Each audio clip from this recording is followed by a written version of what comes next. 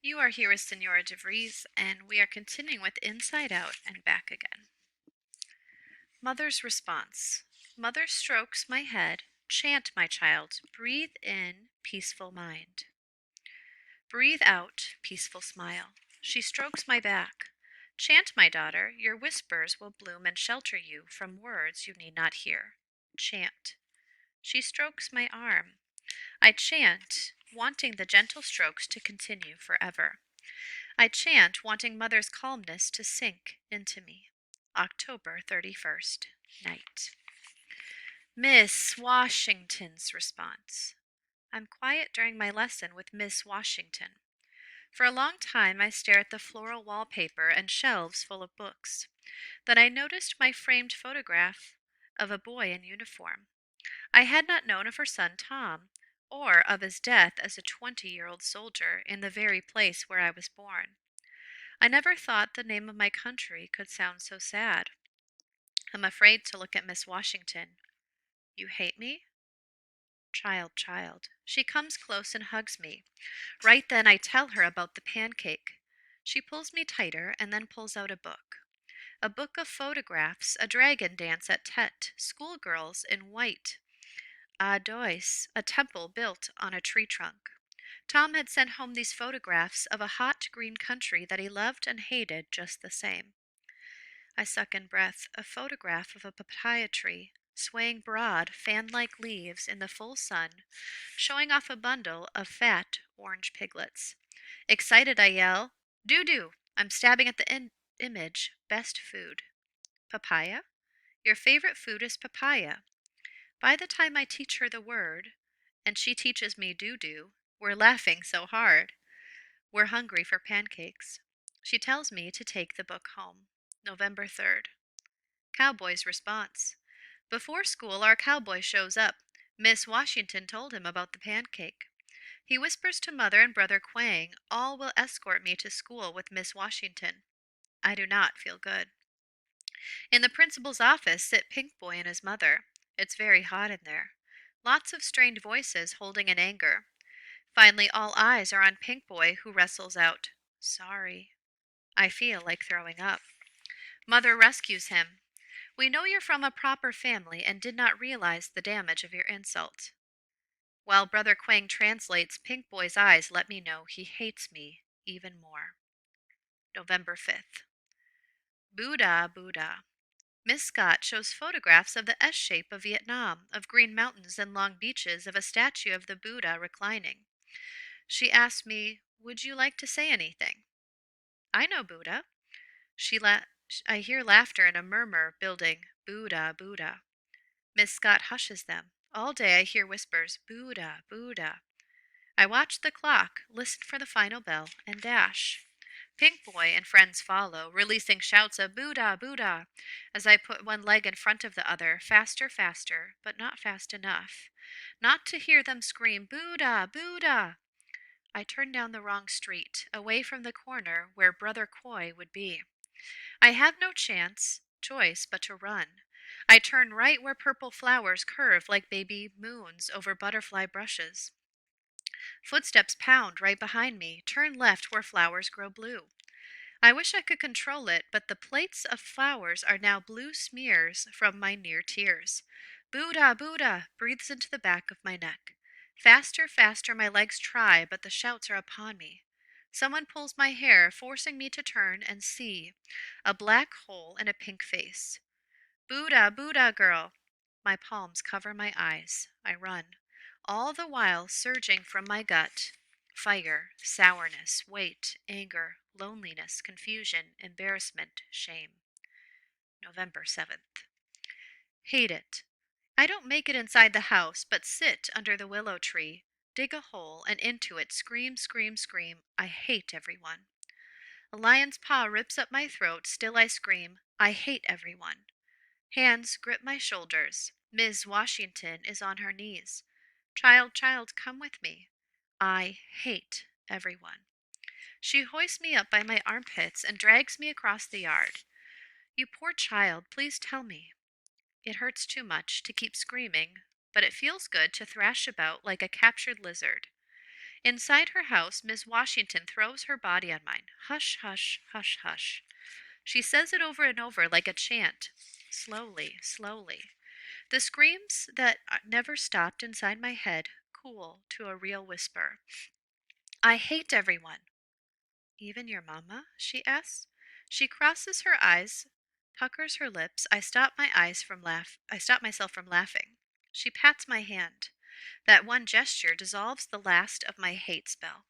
November 7th, after school. Brother Quang's turn. Brother Quang comes home with happy shouts. He did it, repairing a car no one else could. From now on, he's to work only on engines. Mother smiles so hard she cries. I pout. When is it going to be my turn? November 12th. Confessions. It's time to tell Mother why misery keeps pouncing on me. I used to buy less pork so I could buy fried dough. I know, she said. You do, I ask. What else? I used to like making the girl who shared my desk cry. She tilts her head. I know, Mother. I know, very bad. She nods. Now they make me cry. Will I be punished forever? Forever is quite long, she says. There's more. It's really bad. She lifts an eyebrow. At dawn on Tet, I tapped my big toe to the tile floor first. She widens her eyes. I hate being told I can't do something because I'm a girl. She doesn't scold me, just nods. Did I ruin the luck of the whole family? Is that why we're here? My child, how you shoulder the world, she says. I was superstitious, that's all. If anything, you gave us luck because we got out and we're here. Lucky to be here, I ask. Just wait, you'll see. I don't want to wait. It's awful now, I tell her. Is it really so unbearable? She asks. They chase me. They yell Buddha, Buddha at me. They pull my hair. They call me pancake face. They clap at me in class. And you want me to wait. Can I hit them? Oh, my daughter, at times you have to fight, but preferably not with your fists, she says. November 14th. Now, Brother Quang takes us to the grocery store. Mother buys everything to make egg rolls for a coming holiday when Americans eat a turkey the size of a baby. She has me ask the butcher, please grind our pork. I'm sure I said it right, but the butcher sharpens his face, slams down our meat, and motions us away. Mother wrinkles her brows, thinking, pausing, then rings the buzzer again. Please, she says. It comes out, peas. The butcher turns away without a word. Mother presses the buzzer for a long time. When the butcher returns, he hears a lot of Vietnamese in a voice stern and steady, from eyes even more so. Mother ends with a clear, now. The butcher stares and takes our meat to the grinder. November 22nd. Doo-doo face. Again they're yelling Buddha, Buddha, but I know to run toward Brother Koi 2 corners away. Enough time for them to repeat hundreds of Buddhas.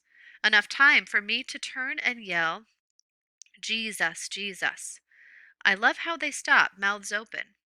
My heart lifting, I run and shout, bully, coward, pink snot face. Words I learned from them on the playground. I turn to see Pink Boy coming close to me. No longer pink, he's red, blood orange red, like a ripe papaya. Doo-doo face. It's not my fault if his friends hear doo-doo face and are laughing right at him. Brother Koi is waiting. I jump on. December 4th. Rumor. Friday. Stephen heard it from Pem, who heard it from the honey-haired girl, who heard it from the dot-on-dot girl, dot-on-face girl, who heard it from the white-haired boy, who heard it from all 3 girls in braids, that Pink Boy has gotten his 6th-grade cousin, a girl 2 heads taller than the tallest of us, with arm muscles that run up and down like mice, to agree to beat me up. When we come back, Monday, December 5th. A plan. I don't have to tell Brother Koi, who heard in the halls of his face that my face is to be flattened flatter tomorrow. You don't have a flat face, he says. Besides, I have a plan. December 7th. Run. 5 minutes till the last bell. I lean toward the door, legs bouncing, books left on the floor. Ring! I run, Pam and Stephen close behind. Outside, Pam and I exchange coats with hoods. Pam heads down my usual path. I zip to the left. Stephen stays to block the door. Running so fast, I fly above the sidewalk, alone. They must all be with Pam. I stop at the new corner where Brother Coy said to wait. Where is he? Footsteps explode from the street that smacks into mine. Pink Boy, December 8th, 3:36 p.m. A shift. Pink Boy plows toward me. I squat, facing him. His right arm extends into a fist. When he's close enough for me to see the white arm hair, I shift my upper body to the left, legs sturdy, eyes on the blur that flies past me. A thud. Pink Boy hits the pavement. I thought I would love seeing him in pain, but he looks more defeated than weak, more helpless than scared, like a caged puppy. He's getting up. If I were to kick him, it must be now. December 8th, 3:38 p.m. Wow. A roar. Pink Boy and I turn, a gigantic motorcycle. The rider in all black stops. The helmet comes off. Vu Lee. Wow. Pink Boy disappears. Brother Coy runs up out of breath, pushing a bicycle with the flat. Vu Lee flicks his head. I climb on first, wrap my arms around a waist tight as rope. Brother Coy climbs on next, one hand holding the handlebar of his bike. We fly home. December 8th, 3:43 p.m. The Vu Lee effect. Vu Lee now picks me up after school. So someone is always saving lunch seats for me. Pam and Stephen. Someone is always inviting us to a party. Someone is always hoping Vu Lee will offer her a ride as he did the huge cousin, who now not only smiles but waves at us. Pink Boy avoids us, and we're glad. December 16th. Early Christmas. Mother invites our cowboy and Miss Washington for egg rolls. They brought gifts, not saying early Christmas, not wanting to embarrass us for not having anything to exchange. From our cowboy to Mother, 2 just caught catfish, to Brother Quang tuition for night college, to Vu Lee jerky in 10 flavors, to Brother Coy 2 fighting fish in separate jars, to me a new coat. We laugh and say perfect. From Miss Washington to Mother, a gong and jasmine incense, to Brother Quang an engineering textbook, to Vu Lee jerky in 10 flavors, to Brother Coy a hamster, to me 3 packages of something orange and dried. My family claps and says perfect. I frown. December 20th. Not the same. 3 pouches of dried papaya, chewy, sugary, waxy, sticky. Not the same at all. So mad, I throw all in the trash. December 20th, night. But not bad. Mother slaps my hand. Learn to compromise. I refuse to retrieve the pouches, pout, go to bed, stare at the photograph of a real papaya tree. Wonder if I'll ever taste sweet, tender orange flesh again. Gong rings out. How soothing a real gong sounds. Swirls of incense reach me, hovering like a blanket, tugging me in. I wake up at faint light, guilt heavy on my chest. I head toward the trash can. Yet, on the dining table, a plate sits strips of papaya, gooey and damp, having been soaked in hot water. The sugar has melted off, leaving plump, moist, chewy bites. Not the same, but not bad at all. December 20th to 21st. And that's the end for today. Thank you.